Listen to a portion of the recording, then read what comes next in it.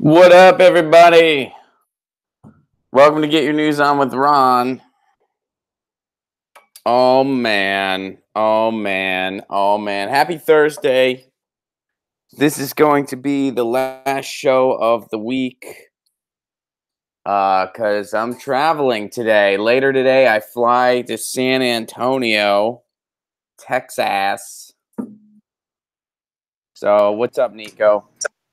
Hey, what's going on, man? Sorry about that. All my lights just went out at once, and I was like freaking out because we have a thunderstorm out here in Miami, and then it was that power outlet got kind of fucked. So it's all good.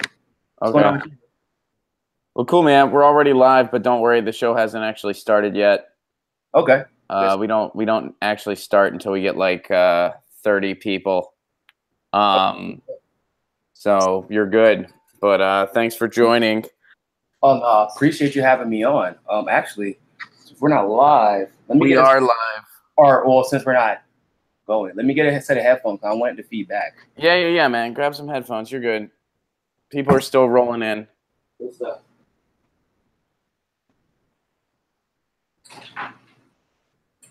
And good morning, everybody. Pasta is monitoring the chat. Get those articles ready. Nico House joins us today. I would have included him in the tweets, but I hadn't heard from him directly, so I wasn't sure if it was totally a go. But Nico's here, and he's got some stuff for us. We are exactly at 30, so we'll go ahead and get started. Impeccable timing, sir. Good stuff. Good stuff. So, guys, I told him to let you know. I was like, hey, man, make sure you let him know that I'm going to be there. Well, he told me it was just a day ago, so I wasn't sure like if that was still a go, and then I just got the thing this morning, and so yeah. But anyway, man, nonetheless, good to have you, and thanks for being here. And so, welcome everybody to Get Your News On with Ron, the world's first viewer-curated streaming news show. What does that mean for any first-timers that may be here? That means you guys tweet me articles at Ron Placone, or you post them in our Reddit subsection, which is just reddit.com/r/getyournewsonwithron. And that's how we build the show. I am seeing all this stuff for the first time. Honestly, I haven't even looked at the news this morning. My guest today is Nico House. Man, you're missing a lot. Yeah? Well, hopefully people are tweeting because, yeah, man, this is, I live on the West Coast, and this is actually early in the morning for me. It is 10 a.m. I've been doing this show at 10 a.m. since its inception, and eventually I'm going to switch the time, but for now it's got to be at 10 a.m., which for me, this is in fact a morning show. It's not too early, but it is a morning show. Well, Nico, first of all, introduce yourself to everybody, tell people what you're all about, okay, and then fill me in on what I'm missing. Oh yeah, no problem, man. So I am Nico House. A lot of people know me for a few different reasons. Some people know me as the founder of Carolina and founder and president of Carolina Students for Bernie Sanders, which we were the largest Bernie Sanders organization in the country. It was based out of UNC at Chapel Hill.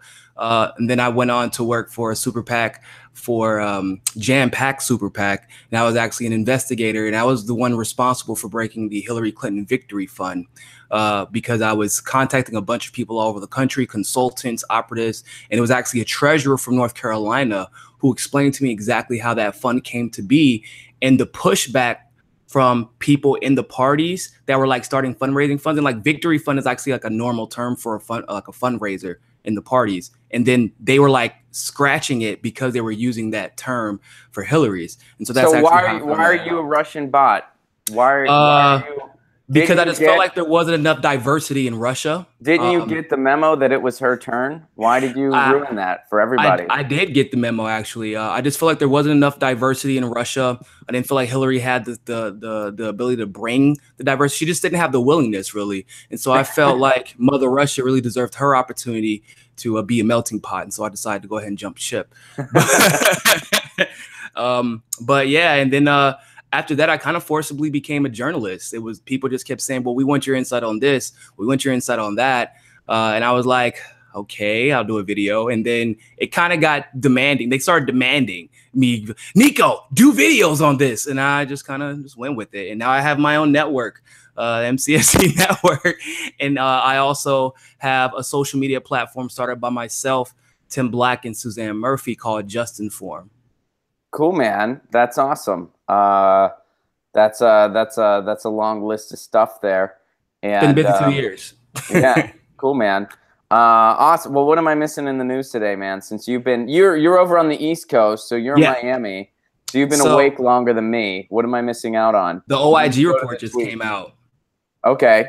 It said everything that we had been claiming. He said that James Comey totally overstepped his boundaries by trying to exonerate Hillary during the Clinton email scandal. So he pretty much said that but her emails was actually, her emails were a big deal. So there's that. It also said that Peter Strzok and Lisa Page, the Inspector General himself, said there doesn't appear to be any political bias. But then he goes on to say, but they did say that we need to have a game plan just in case Trump gets in office because we don't want him there. Like in the text messages. Right. And so there was that. And something else came up. Oh, Trump got nominated for a Nobel Peace Prize. I heard grumblings about that. It was someone in what country? Norway. Two Norwegian people. So, which was it's not. I told people it was going to happen. I said it shouldn't really be that big of a surprise. If Obama can do it after bombing 7 nations with no attempts to make peace with absolutely anybody, I figure like if Trump shakes somebody's hand, he probably had a good opportunity to get nominated. Yeah, So it's I think that the Nobel Peace Prize is a sham, anyway. But I don't think that's an unfair statement. I'm sure that doesn't apply to I know it doesn't apply to everybody that's received it. There have been some very deserving people that have gotten it. Mostly when it applies to politicians, it's a sham. When it comes to politicians, scientists discovering cure for cancer is not a sham, I don't think, but sure. Or the sham comes afterwards when they don't release the cure, right? Yeah, we'll take that. Well, cool, man. What else? Anything else pressing before we go to the tweets here? Enlighten me on the world. I think. Oh, let me see what else I have. Because I've just had my coffee. Oh, that's it. That's all I got. I did see something right before I hopped on about Apple and Facebook. So I don't know if you heard, but Facebook got caught after all the drama trying to sell our data on the back end again. Oh, really? After the last Cambridge Analytica and all that came out? Yeah, exactly. So after the hearing. And so an article just came out from The Guardian saying that Apple strikes blow to Facebook as it clamps down on data harvesting. Apple has updated its rules to restrict app developers' ability to harvest data from mobile phones, which could be bad news for Facebook-owned data security app called the Anovo Project. Which essentially is the free virtual private network, which it claims keeps you and your data safe, but what it actually does is harvests it and stores it, and obviously then it's resold on the back end. Right. Well, that's the whole intention. That's how they make money. That's how. And by the way, everybody. I know I'm preaching to the choir right now. Mark Zuckerberg thinks you're a dumb fuck. Yeah. You are a dumb fuck. Listen, people, if you think that think of Facebook as you would any other like uplifted conglomerate. So we can talk about big pharma. What do you trust more, big pharma or like pretty much any strand of weed you ever smoke to take care of your problems? It's anything that is uplifted, and then in comparison, you see a solution that's also viable that is totally suppressed. That means the uplifted conglomerate is probably bad for you and has a lot of bad money invested. Do you know In-Q-Tel? In-Q-Tel invested in Facebook in 2004, and it's a CIA venture fund, like venture capitalist fund. They're not shy about it either. It's based out of Arlington. It's a pretty elaborate website. And what happened was they invested $30 million through the Thiel Founders Fund, who was also partially responsible for founding Google. And it's also In-Q-Tel's responsible for funding Google Earth. Once again, they're not shy about it. And in, Facebook, the story is, Mark Zuckerberg just had this, all these people just loved him and gave him money. And it was really cool, and a really cool love story, with social networking. And actually what happened was he got $30 million. He was in his dorm in 2003. By the beginning of 2004, he got a $30 million infusion. And the DARPA project that was being worked on, that was a perfect description of what we know Facebook to be today, it ended on the day Facebook was created.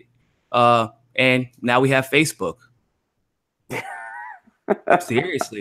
And it doesn't, you want to know how you figure it makes sense? Because a lot of that stuff sounds crazy in 2004 until you find out that the one who was in charge of the DARPA program, the DARPA research program, which is, by the way, if you don't know, the research wing of the CIA, actually just left Facebook after she only worked there from 2016 to 2017.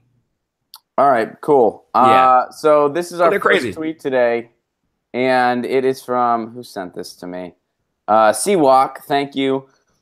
All right, this is going to be a weird one. We're going to start weird, guys. That's just how I love weird. California man fatally shoots friend in argument over who gets to sit in the front seat of the car. Sometimes we get these. This is recent, too. This is from 3 minutes ago. He took the Rosa Parks situation very, very serious. That was close to his heart, okay? A Fontana man has been arrested after police said he fatally shot his friend over an argument about who would get to sit in the front seat of a car. Fontana officers were called to the, well, it doesn't matter where it is. 19 years old, Jelaine Wilson, on the street suffering from a gunshot wound to the chest. He died. Sheesh. So the suspect is Sergio Orozco, also a Fontana. And authorities learned that they're close friends. The two were with a third friend leaving a nearby party when the driver got into his seat. Orozco and Wilson got into an argument over who would sit in the front seat. That's when Orozco pulled out a handgun, shot Wilson in the... Yikes. That's... Wow. Over a front seat. Listen, me and my brother used to fight over the front seat a lot. And I can't say I didn't think about knocking him out for it. But I don't think we ever got in a fist fight over sibling rivalries. Yeah, well, that's pretty much what it was. It was a dominance thing. You know what? I love music. I love music a lot. Like, I'm a really big music guy, and I take it pretty seriously. So I do take sitting shotgun very seriously. Oh yeah. Do I the take aux chord is a thing. The aux chord battles for the auxiliary chord. Yeah. It's very real, especially in today's society where you can pretty much get anything you want right at your fingertips, even in a car. However, have I ever taken it to a place where it's going to get physical? Like, no, I'll be like, okay, if it means this much to you, you go ahead and sit shoddy. And I don't get, you know, like, whatever. Someone else wants to shit shotgun, and I don't even know if that's something people say anymore. You're younger than me, maybe you know, but I don't even know. I'm not that. I think we're only like 3 years apart. Oh, we are? Okay. Yeah, I'm 29. Oh, okay. All right. I thought you were younger. All right. No, I just look younger because of my boyish good looks and winning smile. But sure. Yeah. I mean, yeah. I thought you were younger, so there you go. But yeah, what bothers me more than so you're thinking it is still something people say. We need somebody that's like 22. My friends still say like I'm riding shoddy. We don't say I'm riding like we don't call shotgun. It's like we just say like shoddy. Okay. Everybody like, oh, you're gonna have to fight me for it then. That's pretty much how that gets off. But it's just you just arm wrestle or do something a little pretty more. Much. Like, unless we're in the house. We try not to do it anymore. Now, you know, my friends are older, so they make their kids fight for it, and whoever's kid comes out on top of me, you're a worthy person to sit up. Oh, that's the weirdest, dude. You know what? I'm going on tour next week, and I literally saw friends on Facebook that I know are coming to the show because they told me, they're like, hey, Ron, you're coming to our town. We're going to be at the show. Good stuff. And I see them on Facebook posting for babysitters. And man, is that a sign that you're getting older. Oh, man, my brother, same thing. We went out the first time I visited him in Miami when he had my nephew. I was like, yeah, man, we're going to go out, bro. We're going to be out until like 6 in the morning. We got a hotel. Come on. He's like, yeah, man, real quick. I'm like, what you doing, bro? I'm on this babysitter app. Got to find a babysitter for Cam, you know? Hey, look. Hey, you think you can help me out? Throw me like $20. You know, babysitters are expensive in Miami. I'm like, what the hell? I was like, oh God. And I'm older than him. They got apps for babysitters? Yeah. So you may just roll the dice on someone you've never met before. Like, oh, their profile looks good. That's they have a very extensive cool. They have a very extensive like babysitter network in Miami because, well, to be perfectly honest, growing up in the Latin community, you know, like they party and there's literally nothing, including age, that is going to stop you from doing it. And so they kind of have people they trust that they like that maybe they were babysitting before, and all the babysitters in the area kind of went into that network, and they have background checks on them. They have like obviously kind of like Airbnb. It's like the Airbnb of babysitting. All right, fair enough. But it's still weird. I don't disagree with you. It would weird me out. Someone that I've never actually met in person is showing up to my house, and then they're gonna like watch my child. Like, I don't even think I could do that for my cat. Like, I'd be like, oh, I've never met you. There's an app for that too. I know. The WAG. I'm still like so skeptical of like letting them walk my dog. I'm like, you never met them. Like, you might want to take my dog. My dog is awesome. If it's like a company, that's one thing. I used to do pet sitting and dog walking when I first got to LA. And I worked for a company where it's like, yeah, we're a reputable company. Here's our background. You're going to meet with the people. They would even have it where if somebody was walking the dog.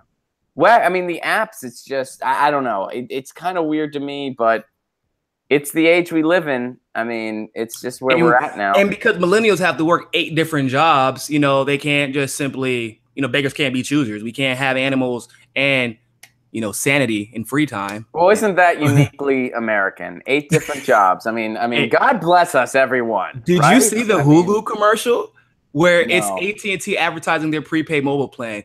And it's like, she's an artist, a dog walker, a musician, a writer, and they're like celebrating it. She's like walking down the street. I'm like, this is not normal, people. This is not normal. And it's like, this is a plan just for you in your life. Well, you know what else they celebrate? I mean, GoFundMe celebrates the fact that the people mostly use it for medical uses. Yeah. Like, hey, grandpa needs a new hip. Like, they celebrate that. They make commercials about that. It's disgusting that we have to have. It's so messed up. Hell, GoFundMe wouldn't even have I don't think they would be a thing if our medical industry wasn't so shit. Oh, they would still be a thing. They're still, but not that much of a thing. I mean, plenty of people need to put their indie albums out. It would still be a thing. But that start. Would that be a Kickstarter? Is Kickstarter is that still a thing? Is Kickstarter still around? Is there a different? I don't even. I mean, maybe you're right. I don't know. Like, I don't. I mean, I think Patreon's the way to go. Personally, I mean, I think Patreon I like, and he's a cool dude, Patreon. And he's one of us. Like, he's a YouTuber. Like, the CEO is like a hardcore YouTuber. That's how he got famous. Okay, yeah. I mean, that's a whole, yeah. I mean, I don't know if I would go along with the he's one of us, but but okay. Oh, you might know more about him than I do then. No, I mean, I've just read, I was on a conference call with the guy. He is a nice guy, but I've read some things, but I don't know how true it is or isn't, so I don't want to like. I get you. So I don't want to like, you know, I don't want to spread like hearsay because I don't know how true things are or aren't. Because sometimes if somebody does strike gold, there's always going to be some people, you know, having alternatives. There's always going to be haters out there. Yeah, they got there. And I've seen you work with Jimmy. What do you mean? Of course. Like, there are people who just don't like. Jimmy was the all loving person in the world. As soon as he started getting like uber famous over the last few months, all of a sudden these random attacks are coming out again. I'm like, hold on, you're mad at Jimmy for what? Well, sometimes he's really emotional in his delivery. The world is coming to an end, you asshole. What the fuck? You want him to be Sam Cedar? Well, I just really don't think that Trump is really the guy. I just don't see how he's better than Hillary. It's like, oh, please. I wish I could hear you over my snoring. So I have no idea what you're talking about. But anyway.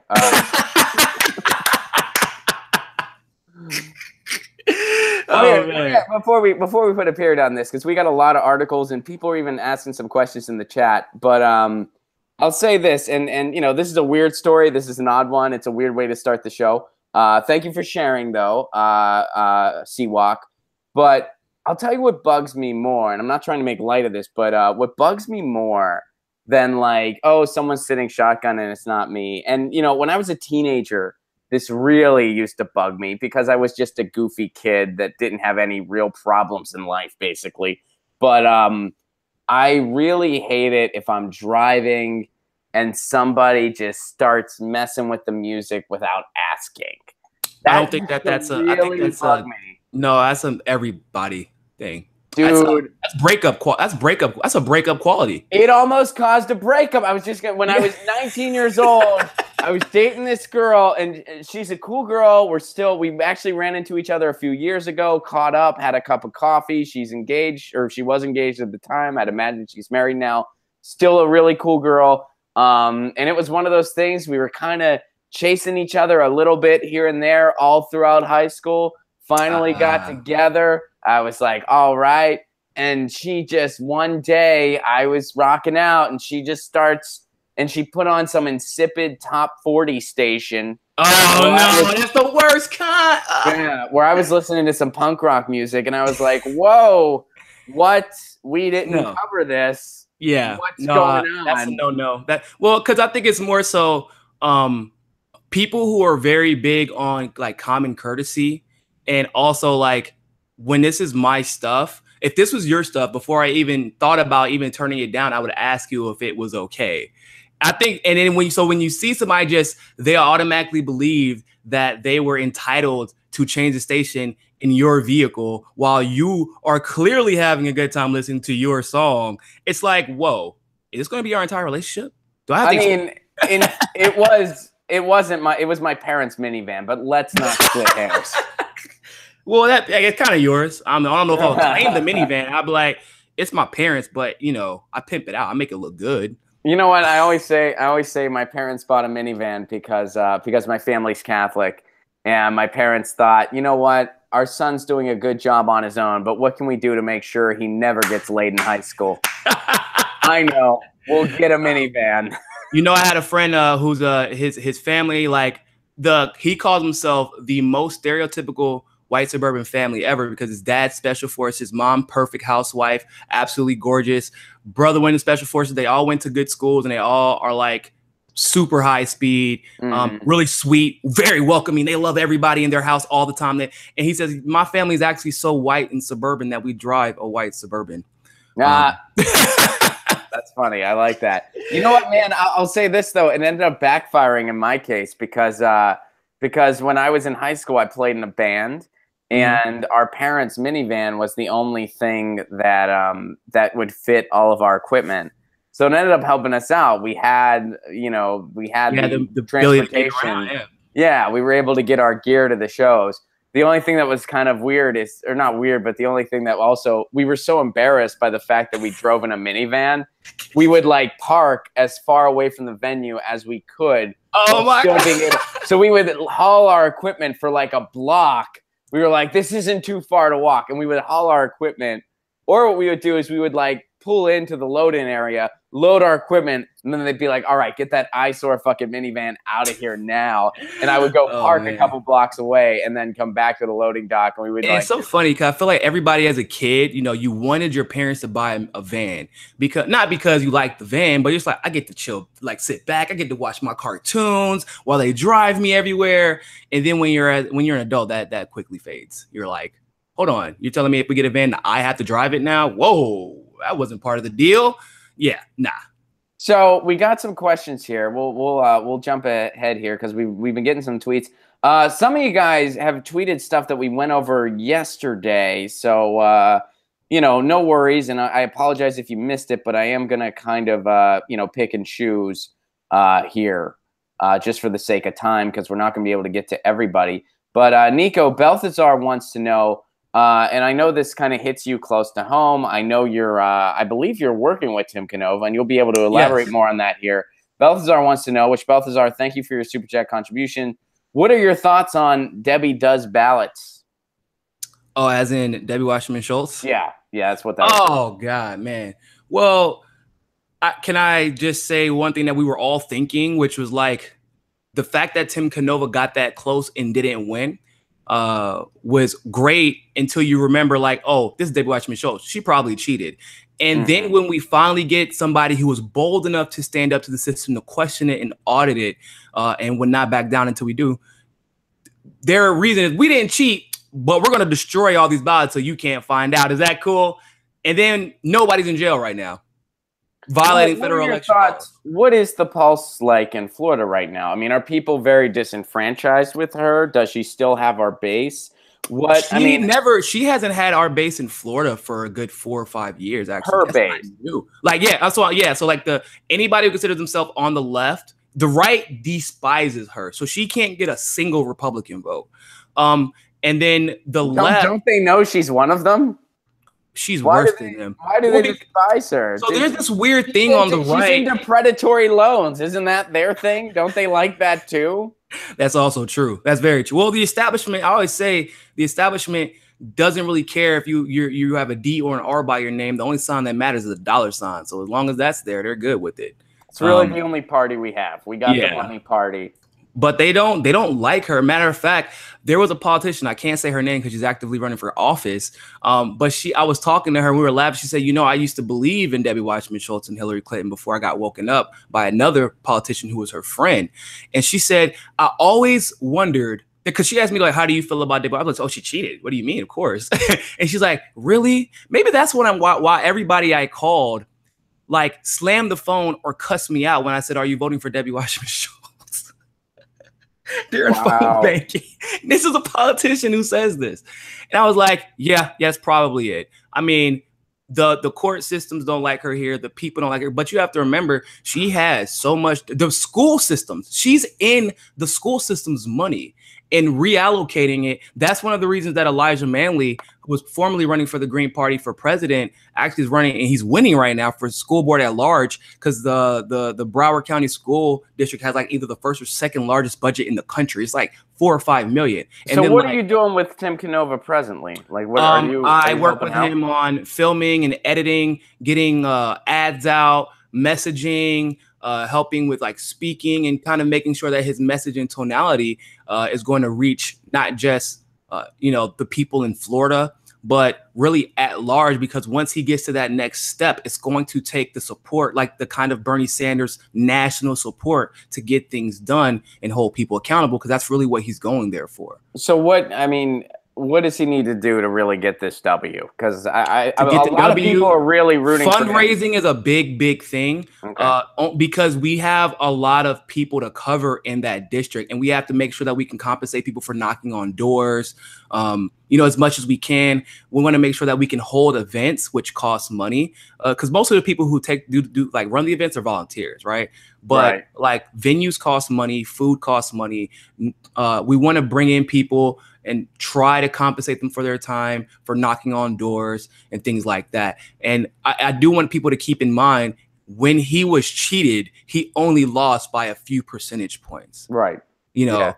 And he's not losing his voter base simply because he went to an independent. In fact, he ridiculously increased his fundraising when he switched to independent, because everybody's like, oh, you're not a Democrat anymore? Boom, because that was the thing that was stopping people. They were saying, I'm not going to donate money to another cheated race, especially with Debbie Wasserman Schultz. Not that they don't love him, but they knew, the writing was on the wall in that case. Well, what do you say to the people that have that criticism that he did the wrong thing by going independent? It's laughable. I think it's laughable. I think it's self-seeking and really self-serving. It's people who are putting their chips behind the success of the Democratic Party, because, I mean, let's be honest. There are people who are hoping the party becomes progressive because they'll be one of the first in line to benefit from it. And ambition is really one of the biggest problems of the left, because for a number of reasons. But ambition, you think ambition is one of the biggest? I would say the biggest problem of the left is there's not enough of us yet. You're saying ambition's the problem? The reason I say ambition is because I was 25 when I started at UNC, which is a very unique age, because it's a little bit later for someone to join like a top 5 school as an undergrad. So you're seeing these kids from freshman to senior year as they go like, wow, I hope I can pass my econ class with anything but a D, to, oh, wow, I hope I get this job at, McKinsey Consulting. That's where because they're worried about paying their bills. Very specific examples. Yeah, because these are very specific. I know some very specific people. All right. Ted Cruz was part of the debate organization I was part of. It used to be hyper conservative, but then it became hyper neoliberal. And those kids are really the ones who end up running the world. I'm not even exaggerating. That's why I use that very specific example. People leaving Harvard their junior year to take $200,000 jobs. But once you start that lifestyle, you can't go back, And then if you're a person who's been disenfranchised their whole life and someone gives you an opportunity, and we get individualized by that. They say, well, you can take care of yourself and you can take care of your family. So what do they matter? And so that ambition kicks in. And so they separate us off, break us off from our groups, make us more factionized and cliquey, really. That's how the left has always been fractured, is through our ambitions. And so it's the same thing. You see the kids who start off with these wholesome hearts get corrupted by crushing debt, the need to pay their, bills, medical bills, just be able to support themselves, travel, do the things that we all want to do with our lives. And unfortunately, 90% of the only way to do that, like to a proficient level, is with the establishment, or work 8 jobs and work on WAG and become a babysitter and a cat sitter. Yeah, a babysitter, and your clients may have never met you. All right, so let's move on here. This is from David, and this is over at ABC News. Senators move to prevent Trump from removing U.S. troops in South Korea. A pair of Senate Democrats introduced a bill on Wednesday that would prevent President Donald Trump from unilaterally drawing down the American troop presence on the Korean Peninsula, not necessarily because he said he will, but because they don't want to rely on his word that he won't.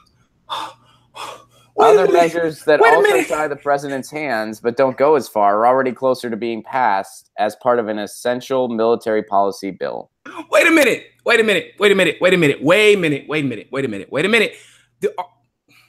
these the same Democrats who said, we can't have Trump in office? He in North Korea would start World War III. Yeah. Are you the same Democrats? So and now he's like, okay, let's stop military exercises and let's withdraw troops from that. Because I'm sure they didn't say the entire country of South Korea, just the DMZ, I'm assuming. Yeah, I mean, it was basically a freeze for freeze issue. Yeah. And this is nothing new, first of all. Trump didn't invent this. Yeah. North Korea has offered this before. They've had similar agreements before. Now, has North Korea... Well, no, they didn't sign anything. They didn't sign anything. It was a verbal agreement. But it's nothing new. Like it's not some groundbreaking piece of like, oh, Trump came up with this unique deal. It's like, oh, this is a deal that's been talked about. And the fact that they're talking about it, it's totally fair. Like, hey, can you not have guns in my house, please? Yeah, I think that's cool. Whatever. That's fine. Can you not have guns? How about you take the guns out of my house and I'll stop making bombs in my basement? Yeah, I think it's pretty fair. Like a metaphorical, that's what's going on. If you stop walking around with guns surrounding my house, I'll stop making these bombs in the basement. It's like Israel, Palestine. It's like, hey, can you stop having snipers point at me and maybe I'll stop rolling tires at your fence, I guess. I think that's a pretty fair compromise. People have to remember what side of the negotiating fence we're on. Even when it comes to North Korea, they're like, Kim Jong-un is an evil dictator. I would say that he is a dictator. I can't really say for sure because of propaganda purposes how evil or not evil he is, but I can say 100% positively, we've killed more people than Kim Jong-un by far, not even fucking close. Not even close. We killed just 1 million innocent people in Iraq, maybe 1,000 terrorists. Millions of innocent people. It all depends on what lens you look through, certainly. But the thing here is the idea of preventing war is a good thing, even if you don't like the players involved. I don't like Kim Jong-un. I don't like Donald Trump. But, I have no power in regards to they're both nation leaders. Exactly. It's unfortunate that's the case, but that is the case. So where do we go from there? Well, if they don't go to war, if they have these talks, which is a huge step, it doesn't matter that you don't like Donald Trump. That really doesn't matter. And I was going to actually tell you that I heard you say that before, and thank you for saying that, because there's so many people who they don't care if it could bring the end to millions of starving North Koreans. They don't care. And that's, for me, that's like a really personal thing, because I've been a huge part of the Korean culture for some time. Long story. I got a Korean flag on my arm though, and I speak Korean. I read and write Korean. But it's sad that people get so caught up in their own personal, like, vindictive, hateful, like, and not saying that some of the disdain towards Donald Trump isn't warranted, but is that more important to you? Getting to say that, yeah, I was right. He did start World War III. Right. Then making sure that people have an opportunity for the first time to be open to the Western markets and have legitimate jobs. They only speak in North Korea. A lot of people don't know this. They only speak, if they go to South Korea right now, they would only be able to understand 1/3 of that Korean language because they've been so cut off from the rest of the world. Well, I mean, it's one of those things. If Obama did the same thing, the Democrats would be celebrating. Yeah, but you got the Nobel Peace Prize for because, being black. just because Trump did it, then well, this is bad, and this is. I mean, it's just political theater, if and it's the laziest of political theater. Like there would be pictures painted of him being held by Jesus and Mufasa at the same time, like with the light shining down on him. That's the obvious progression. It went Jesus and then the Lion King's Mufasa. That's only because he's from Africa. If you ask anybody. Yeah, but seriously, man. I mean, if Jesus was a lion, I'm almost positive he would be Mufasa. You know, we don't know for sure that he wasn't. We know. That's also true. That's also true. Snoop Dogg is a lion, though. Apparently, it goes. You know. But yeah, man, it's frustrating, man. And you definitely are on that same team of progressive means just that. It's not a hard word to dice. It's progress, no matter where it comes from. Anti-war. That's the biggest thing. Progressive means anti-war. If you're not anti-war, you're not progressive. So in every situation, if you're not going into it like whatever gets us closer to peace, I am all 100% for. These talks are a huge deal in preventing a conflict. Do I like the players involved in the talks? No, but that's irrelevant because whether I like it or not, they're the people in charge. So I want the most positive outcome possible. Yeah, and I know there's history at play where you know these talks were not followed through on. I know all that, but nonetheless, statistically speaking, historically speaking, these talks go a long way in preventing further conflict. So it's a good thing. And I don't know why you're trying to stop further diplomatic measures. So let's. And President Moon meeting with Kim Jong-un is actually something that is historic because that's never happened. They've never crossed into each other's lands, not since the Korean War. Like no president from Korea and vice versa has crossed into each other's lands, shook hands. They really, I don't know if you saw that entire video, but it was actually emotional. It was a very emotional day for Koreans because like Kim Jong-un was legitimately smiling. Well, the only thing I saw was their awkwardly long handshake, which I just thought was a little creepy. But you know, that was just me. Yeah. Oh yeah, no, that was awkward. I'm talking about when President Moon. Like a full 10 seconds, man. It was. I'm talking about when President Moon and Kim Jong-un met for the first time. They met at each other's borders, and President Moon invited him over, and they actually held hands. And he helped him over into the South Korean border. And it was like Kim Jong-un was legitimately like warm. And he said, hold on, before we go, I want to invite you into my borders, over my borders. And so they held hands and they actually went back over to his borders before they continued the conversation. Well, there's been other kind of symbolic acts to sort of, you know, bring about a better relationship too. Like in the one DMZ area, instead of playing propaganda, they started playing like native folk music and stuff like that. Yeah. Kind of as a way of making a gesture of peace. So, yeah, I mean, there's different things to kind of be optimistic about, although we don't know the full the story about North Korea and South Korea, we'll never know the full situation. Exactly. Because the U.S. is involved. Why you got to tread lightly. But so getting back to this, what is their explanation here? Let's look into this further. The new legislation, this is from Senators Chris Murphy and Tammy Duckworth. This would prevent Trump from withdrawing troops from South Korea unless the Secretary of Defense says it's in the interest of national security and that it would not undermine the security of the allies in the region. U.S. troops are not bargaining chips to be offered up in an offhanded manner. Okay. That's a big deal. During a summit. Did you retweet that? Huh? Did you retweet that? I retweeted the article, yeah. Let me all the articles we go over. During a summit with North Korean dictator. All right, so this is just a summary of what happened. I mean, all right, so looking at this big picture, I'm not entirely... I kind of see the merit in not just giving a president like the total hearsay as far as a president can just do this. Like I'm completely against something like the AUMF, for instance. Yeah, like you're against the consolidation of power into the executive office, essentially. Very much, yeah. I mean, absolutely. Especially when it comes to what's interesting here is that we want to enforce more legislation when it comes to withdrawing troops, but when it comes to an executive order to strike, we're okay with that. Yeah. Well, they said that they were trying to pass legislation Before they were saying they were trying to pass legislation to disallow Trump from declaring war or surging troops, which I think was okay. There was some of that. And yeah, I was for that. And a lot of that was Adam Schiff was behind that. But that's where the problem starts. That's where the problem starts, because it was just political theater on his part. He didn't really think, I don't want a president overstepping their boundaries when it comes to international conflict. He didn't give a hoot about that. With Obama doing that, Obama was he had no problem. He loved doing it. His thing was, Trump's bad, and I'm going to do whatever I can to score political points. Adam Schiff, and I live near Adam Schiff's district. That guy wanted to be in show business so bad. It's not funny. He couldn't make it, so he's a politician. So he's really enjoying his 15 minutes in the spotlight going, hey, Trump's bad and I'm the resistance. It's a joke. It's a sham. He abandoned those pieces of policy he was behind, even though they were good things.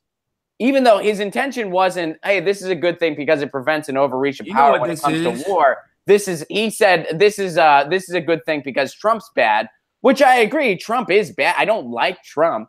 But I also know Trump derangement syndrome when I see it. I also know Trump denial syndrome when I see it too, by the way. Yeah. Both of them are very real. I see both of them on a daily basis. Yeah, like with the idea that he's creating more jobs, even though like literally once they passed the tax bill, a shitload of jobs just went down the drain. You like that? But what I was going to say was, on my analytical hat, this is a bullshit bill. Like this, think about it. This is the quote from Duckworth. U.S. troops are not bargaining chips to be offered up in an offhanded manner. What this is, it seems like they read a poll says how many people like Kim Jong-un as a leader. And it's like, of course, most of the country agreed or disagreed with the idea that they liked him. They said they don't like him. So they're like, okay, that means we can use this to drive the recent numbers that show that his approval rating has gone up by passing a bill that just diametrically opposes everything he's trying to do. And because God forbid you just say, hey, can we just have peace? There's no bill that's been introduced recently by the Dems that say, let's stop bombing Yemen, but hey, let's stop peace in the Korean Peninsula. And to say that like U.S. troops are not bargaining chips, it's like, they're saying that we don't want to be involved unnecessarily or militarily in a situation that we can really only serve to escalate at this point. Right. What you have to ask yourself, then, why are you still there? You don't want my answer to that. Well, no, I mean, I know that's a very long answer, and of course it's rhetorical, but it comes down to, okay, if you had these talks and if de-escalation is a good thing, which it is, then why would you want to? I mean, yeah, it's fair for other people to want to be involved in the process. That's fine. I mean, I don't think Trump could handle something like that on his own, quite frankly. I don't know any president that could. So there's still going to be other players involved. So, yeah, it seems like this is just sort of, like you said, just sort of like a PR check. Yeah, you know what the problems are in this country? Everybody's put all their faith, in parties, obviously, but also people. Like individual people, like one person is individually greater and is uncorruptible or really infallible than the next person. And if they would start putting their faith more so in objective integrity and analysis and really just progress, then we wouldn't have so much of the derangement that we're seeing. And I truly believe it's like this part of this conditioning that we've been taught, right? Like the idea that a blue uniform exempts you from being held accountable for your actions when you kill somebody for pulling out their cell phone in their own yard. Like, yeah, but they're police officers. Well, shouldn't they be held to higher standards when you're in a position of authority? They have a hard job. They have a hard job. Well, like, like the whole idea that they get killed. Like there was a stat that came out a year ago that said over 4 years, 17 cops have been killed in traffic stops, and it wasn't routine. They were like pulling over felons, like people who had known gun charges and things like that. The job is indeed dangerous, but these are patrolmen. These are SWAT team members. Okay, when you're a SWAT team, you're prepared to deal with a SWAT teams. Like you're gonna like. Actually, I don't know when SWAT teams are really used other than in Miami nowadays, like other than for drug busts. But like that's a different situation where you want to be as prepared as humanly possible. Well, it's one of those things we don't recognize it as a systemic problem. Yes, it's a dangerous job, and quite frankly, it's a very weird job when you break it down. It's one of those things where there's a systemic issue going on in how, and it's profit driven. Once you when you have an industry that's profit driven, it's over. Like it's corrupted. Well, yeah, we have a demand for prisoners. So and you know, you have quotas on speeding tickets and stuff like that. So it creates all these cyclical problems, and there's a serious disconnect as to how these officers are being recruited, how they're being trained, how they're being screened. Yeah. Fun fact, by the way, there was never a chief of police until Teddy Roosevelt got rid of the state militias, because police officers had to answer to the ranks. That's why they use the same ranks as military now, is because they were required to answer to the highest ranking, like militia members, because they were the ones who were really in charge of holding people accountable in individual states. And then Teddy Roosevelt got rid of that the same year that he brought in the Federal Reserve. He broke, remember how Teddy Roosevelt's known for consolidating power into the executive office? That was like the deploying of troops at his discretion is one of those things. And in order to do that, he had to break down the militias. All right, so let's move on here. This is from Chris. And this is from Mint Press News. Peace is bad for business, which is something that Smedley Butler said it. War is a racket. We all know that. Not for us. I don't know where they keep saying that war makes money. I'm still waiting for my check. Shit. It doesn't make money for us, but it makes money for the people that keep it going endlessly. Yeah. It's a big profit center for those folks. Not for me and you. Not for the people out there fighting it. Not for the citizens. Even people think what about the soldiers?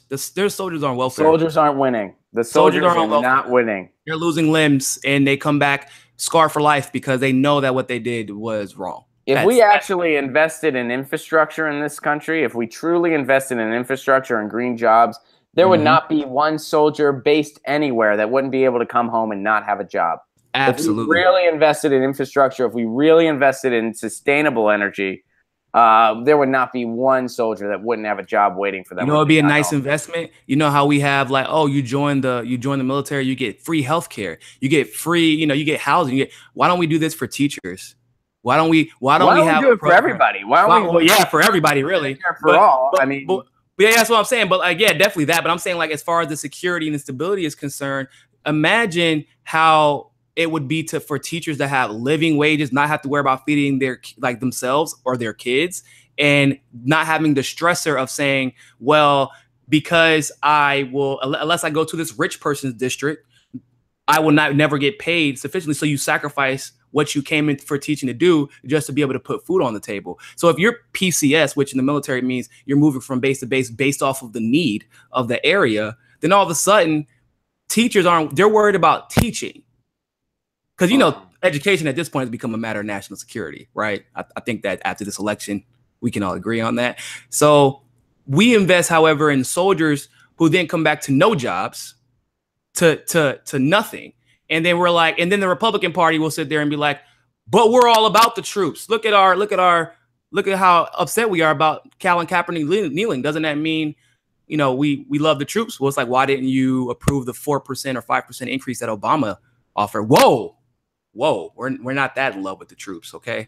Let's be honest. They don't even do anything. I mean, those resources aren't even being spent the right way either. Like, if you really want to get down to the nitty gritty, we have this inflated military budget that is insane. It's absolutely insane.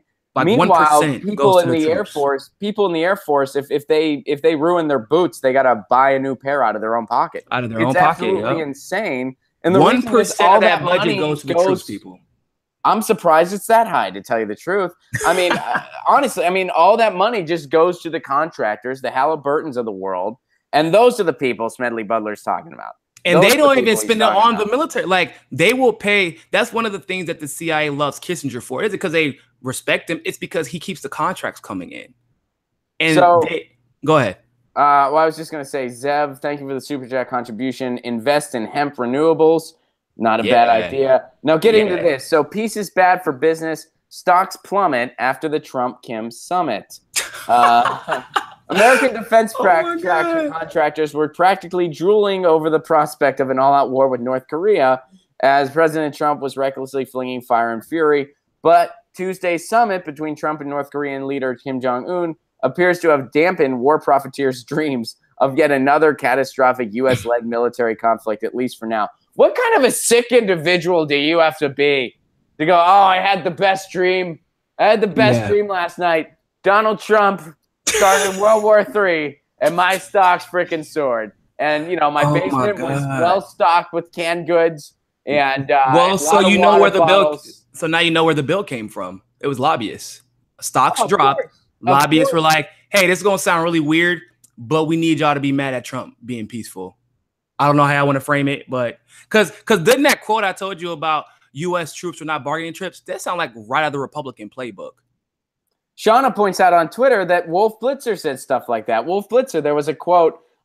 She has the exact quote, as Wolf Blitzer puts it. So this is a moral thing for you, but what about revenues? Wolf Blitzer, on a number of opportunities, have pointed out how we have an economy of war. He did this on accident, by the way. He's talking about this like it's just normal. Like, oh, I know it's a moral thing. You're opposed to war. You're opposed to children dying, troops never coming home, casualties on both sides with catastrophic proportions. You're morally opposed to that. I get it. But hey, isn't this just business as usual? That's a reporter. That's our media.